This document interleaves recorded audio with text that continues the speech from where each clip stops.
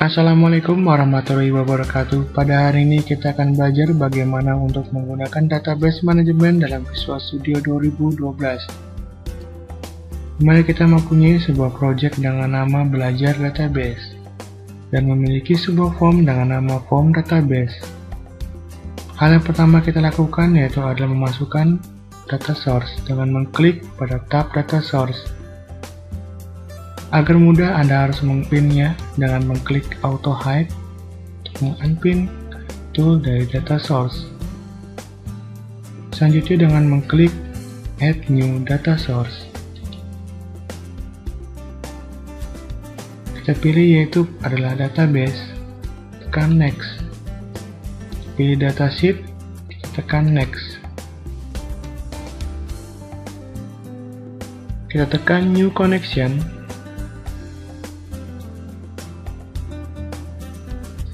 Kita pilih tipe data source-nya. Untuk pertama kali kita akan mencoba dengan Microsoft Access Database File.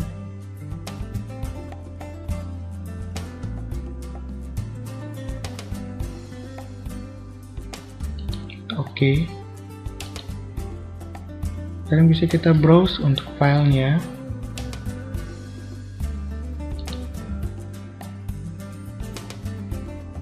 Pada My Document kita mempunyai sebuah akses database kampus dengan ekstensi yaitu adalah .accessdb. Tekan open.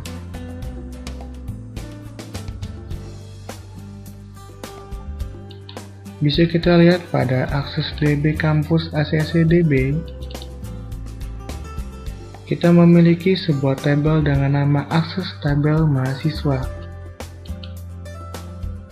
di mana di dalamnya memiliki field name, nama, tanggal lahir, dan IPK. Yang telah diisikan ada 4 record.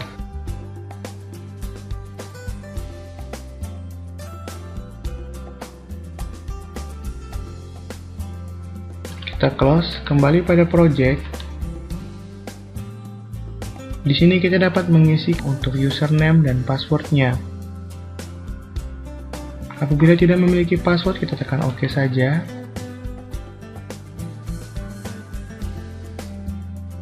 Maka telah terdapat sebuah koneksi internet yang terhubung dengan My Document dan akses DB kampus accessdb.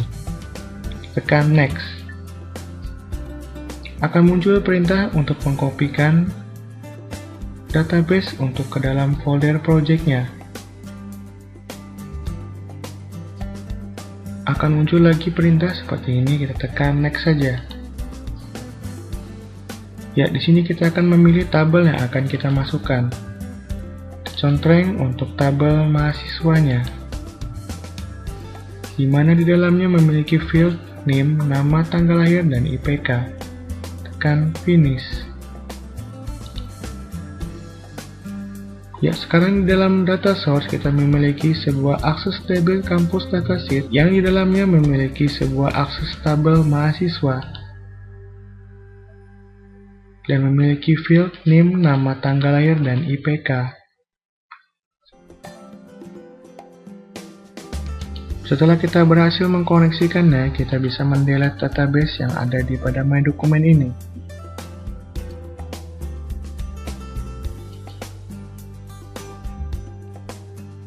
Kenapa kita harus menghapusnya? Karena telah otomatis sebuah project tadi telah mengkopinya di dalam folder projectnya. Bisa kita lihat pada contoh ini, dia telah tercopy ke dalam folder projectnya, yaitu adalah database-nya.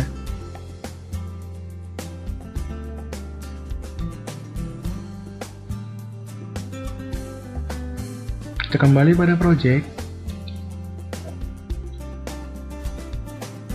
Sekarang kita klik pada tabel mahasiswa, kita klik kanan, kita pilih yaitu adalah Edit Datasheet with Designer.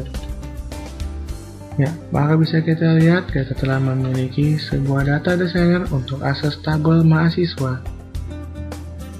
Untuk melihat isinya bisa kita klik pada field Get Data, kita klik kanan, kita pilih yaitu adalah Preview Data. Tekan Preview. Ya, kita lihat, maka datanya telah masuk. Selanjutnya, kita akan membuat sebuah database dengan menggunakan SQL Server. Bisa kita tutup dulu untuk akses DB Campus Dataset. Kita tambahkan database baru dengan mengklik Add New Data Source. Kita pilih database, datasheet. Kita ganti new connection-nya. Kita pilih change. Kita pilih yaitu adalah SQL Server Compact. Dimana pada contoh tutorial kali ini kita akan menggunakan SQL Server Compact 4.0 yang dibawa oleh Net Framework Microsoft SQL Server Compact 4.0. Tekan OK. Sekarang kita akan memasukkan nama dari database-nya. Bisa kita beri nama yang contohnya adalah DB Gudang untuk database gudang.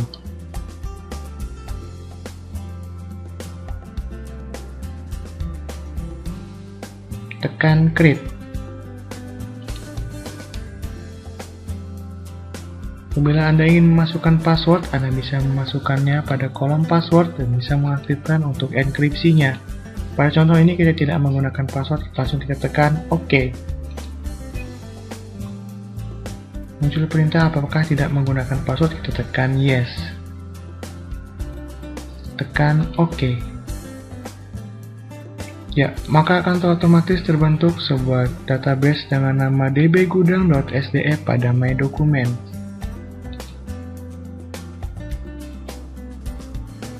Ya, ini dia adalah dbgudang.sdf.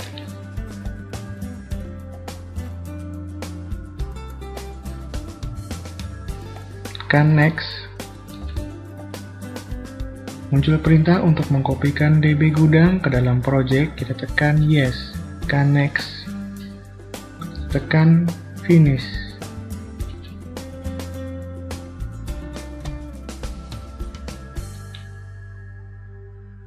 Sekarang DB Gudang telah tercopy ke dalam project Visual Studio di folder program kita. Maka kita bisa mendelete dbgudang.sdf yang pada My Document.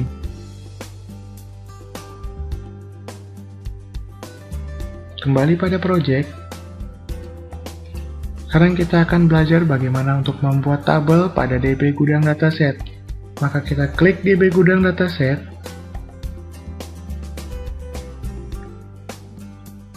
Lalu kita tekan View. Kita pilih Other Windows, kita klik yaitu adalah Database Explorer. Bisa menggunakan shortcut yaitu adalah Ctrl+W+L. Ya, maka telah terbuka sebuah toolbar untuk Database Explorer. Kita klik pada DB Gudang SDF. Kita klik pada Table, kita klik kanan, kita pilih yaitu adalah Create Table.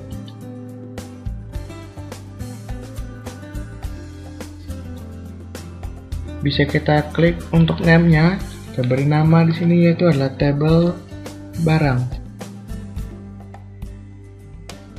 Untuk kolom pertama, kode barang.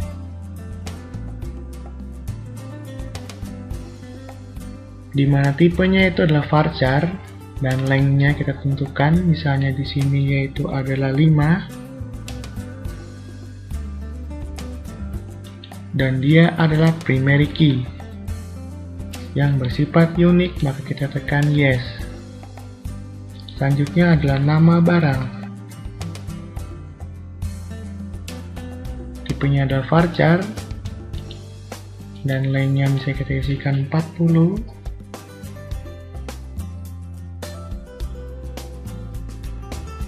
Selanjutnya yaitu adalah stock,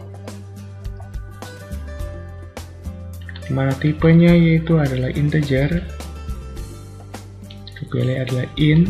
Selanjutnya yaitu adalah kode supplier,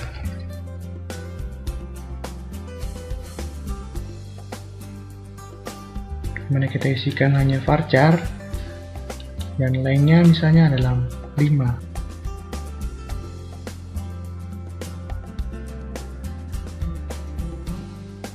Lalu kita tekan OK.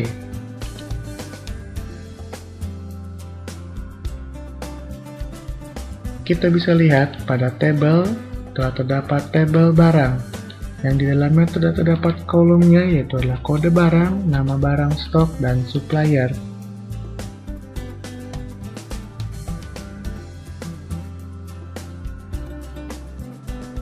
Apabila Anda ingin menghapus tabel barang, Anda bisa klik kanan Anda pilih, yaitu adalah drop table. Apabila Anda ingin mengganti atau mengedit dari tipe fieldnya, Anda bisa pilih, yaitu edit table scheme. Ya, akan muncul seperti tadi ya. Apabila Anda ingin melihat propertiesnya, Anda bisa mengklik kanan, Anda pilih, yaitu adalah table properties. Untuk melihat tipe dari setiap tipe datanya, bisa kita lihat kode barang bersifat primary key, maka akan muncul sebuah gambar kunci dan nama barang, stok, serta supplier. Untuk mengisikan datanya, Anda bisa pilih, yaitu adalah show table data. Ya, maka Anda bisa mengisikan untuk recordnya.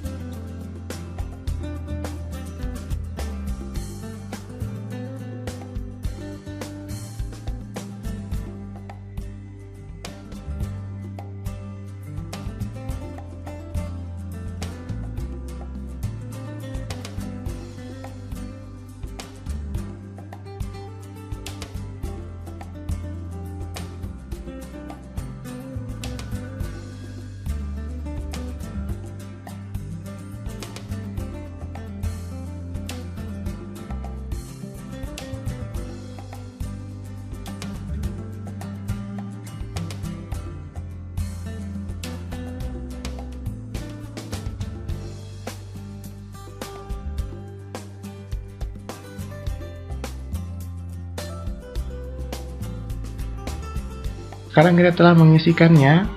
Untuk nama barang pensil, pulpen, penghapus, penggaris dengan kode barang 1001 sampai 10004. Dimana terdapat kode supplier 01, 02, dan 03. Nantinya kita akan buatkan lagi sebuah table dengan nama table supplier.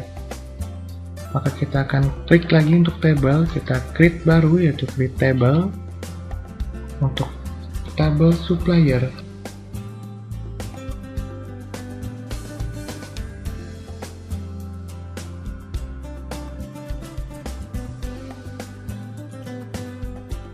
isikan untuk kolomnya. Pertama adalah kode supplier,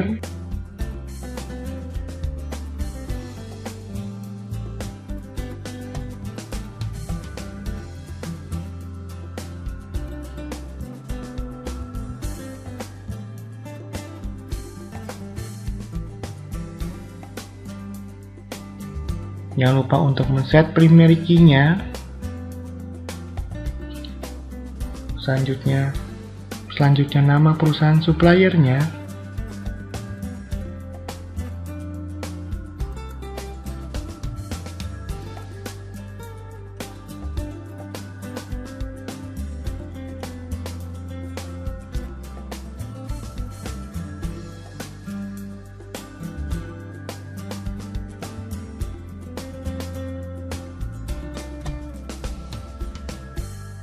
Selanjutnya bisa kita isikan kode pos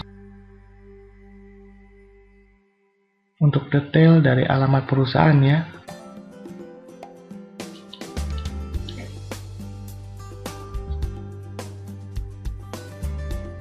Tekan OK.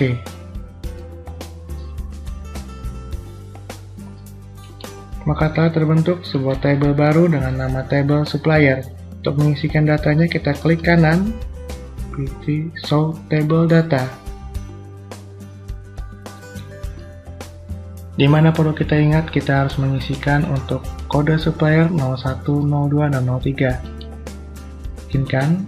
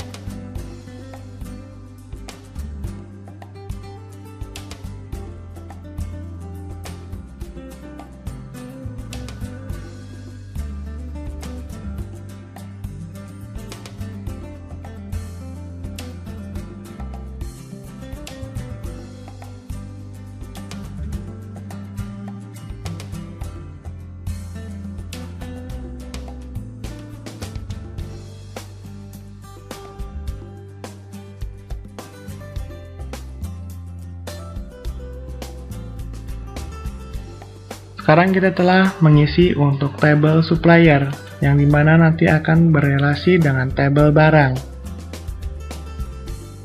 Bisa kita close selanjutnya. Kita klik pada DB gudang dataset, bukan pada DB kampus dataset. Kita klik kanan, kita pilih yaitu edit data with designer. Ya, sekarang kita masuk. Pada tabel gudang kita masukkan tabel barang dan tabel suppliernya, dimana kita juga bisa melihat datanya dengan mengklik kanan, kita pilih yaitu adalah preview data, tekan preview. Ya, close. Kita juga bisa mengeditnya dengan mengklik kanan untuk konfigurnya. Ya, kita bisa mengetikkan untuk sintak SQL-nya. Apabila Anda sudah terbiasa dengan sintak SQL, Anda bisa mengetikkan apabila ingin mengorder menurut kode barang. Kita bisa tuliskan order by kode barang. Artinya kode barang akan disusun dari nomor kecil ke besar atau dari A ke Z. Apabila kita ingin posisi sebaliknya dari Z ke A atau dari angka besar ke angka kecil, maka kita tuliskan di sini yaitu ada descending, DESC. Tekan next, tekan finish. Kita lihat untuk preview datanya. Ya, maka telah terurut descending ya. 4, 3, 2, 1. Kita kembali ke konfigurasi. Apabila Anda tidak terbiasa dengan sintak SQL, kita bisa delete. Anda bisa dengan bantuan yaitu ada query builder, di mana akan muncul jendela untuk membuat sebuah SQL dengan sintak yang telah dibantu oleh query builder. Pada contoh tadi kita memilih yaitu order by kode barang descending. Kita bisa klik pada sort by, kita pilih yaitu adalah descending. Tekan execute query. Ya, maka pada script SQL akan terbentuk tulisan order by kode barang descending. Kita lihat hasilnya. Ya, maka telah terurut dari 4, 3, 2, 1. Misalnya lagi kita ingin mensort by nama barang. Kembalikan lagi ini unsorted. Terganti nama barang di sini disort menurut ascending. Maka kita tekan execute query. Ya, maka akan disort menurut nama barang dari ascending dari A ke Z ya. penggaris, penghapus, pensil, dan pulpen. Apabila telah selesai, kita tekan OK. Ya, maka akan query-nya terbentuk sendiri ya. Tekan Next, Next, dan Finish. Sekarang kita akan membuat relasi table, di mana telah tadi kita perhatikan pada tabel barang memiliki primary key yaitu adalah kode barang, dan table supplier memiliki primary key adalah kode supplier, di mana kode supplier pada tabel barang memiliki relasi pada tabel supplier di kode supplier. Maka kode supplier pada tabel barang adalah foreign key, maka kita klik kanan, kita pilih add yaitu adalah key. Ya, jangan kita conteng primary key karena dia adalah foreign key, maka kita tekan langsung OK.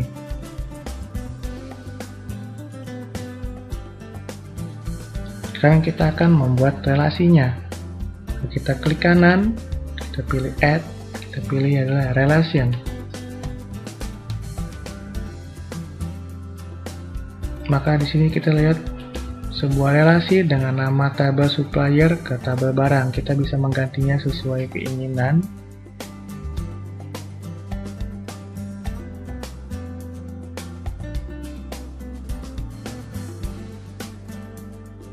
Di mana parent table-nya yaitu adalah table supplier dan child table-nya adalah table barang.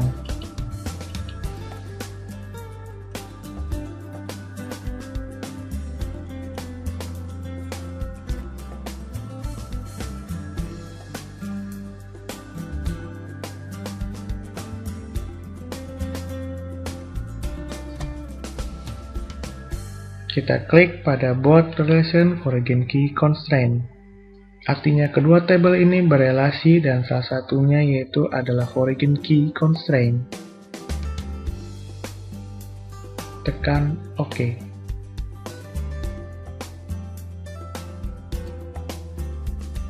Maka akan muncul sebuah relasi di mana ujungnya adalah kunci pada tabel supplier. Di mana kita pahami tabel barang adalah child table dan table supplier adalah parent table-nya. Selanjutnya kita akan belajar bagaimana untuk menambahkan table join atau join table. Maka kita klik kanan, kita add yaitu adalah table adapter. Sekarang pastikan pada DB gudang connection, tekan next, next. Sekarang kita pilih yaitu adalah query builder untuk membantu untuk membuat join table.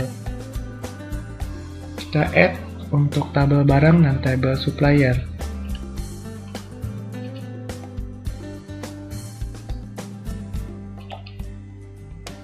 Ya, telah terdapat relasi dari kode supplier ya. Apabila ini mendelete-nya, Anda bisa pilih remove. Apabila ini memasukkan secara manual, Anda juga bisa menariknya. Seperti untuk membuat relasi tadi.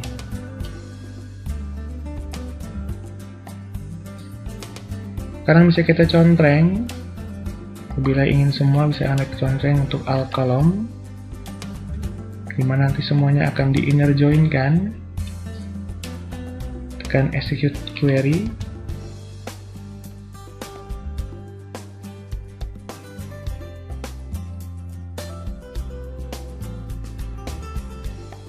Ya, seperti ini hasilnya ya. Maka tabel barang akan dijoinkan dengan tabel supplier untuk inner join ya. Apabila ingin menampilkan field yang diinginkan saja, maka kita jangan contreng all column. Kita pilih misalnya kode barang, nama barang, stok, kode supplier, nama perusahaan, tekan execute. Maka tampilannya seperti ini ya. Apabila ingin melakukan sorting, kita pilih sort by, misalnya menurut gradient descending, execute. Ya, maka 4, 3, 2, 1 ya.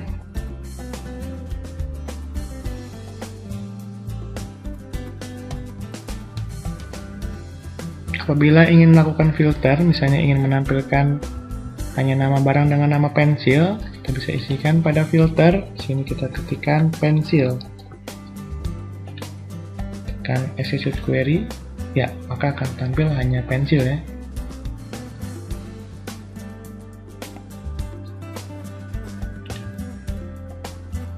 Kalau sudah kembali, kita tekan OK, next, finish. Ya, maka akan terbentuk untuk join table ya. Jadi kita beri nama untuk join table.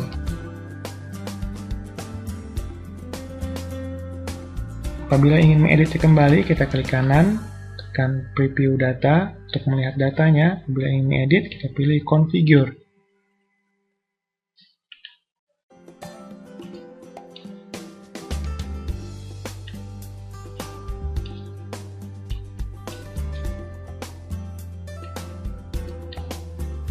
Misalnya kita ganti tipe joinnya menjadi right join, kita ganti di sini.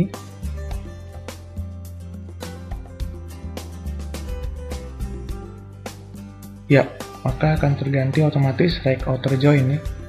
Maka bisa dihasilkan dia akan right join pada nama perusahaan di mana PT Gurita tidak melakukan supplier barang ya.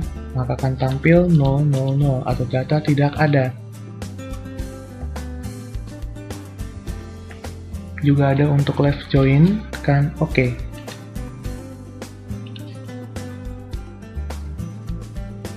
Sekarang bisa kita lihat pada DB gudang dataset, kita telah memiliki join table, table barang, dan table supplier. Sedangkan pada akses DB kampus dataset, kita memiliki sebuah tabel dengan nama tabel mahasiswa. Ya, itu adalah tutorial bagaimana untuk manajemen database pada Visual Studio 2012 untuk SQL dan Microsoft Access. Semoga bermanfaat. Wassalamualaikum warahmatullahi wabarakatuh.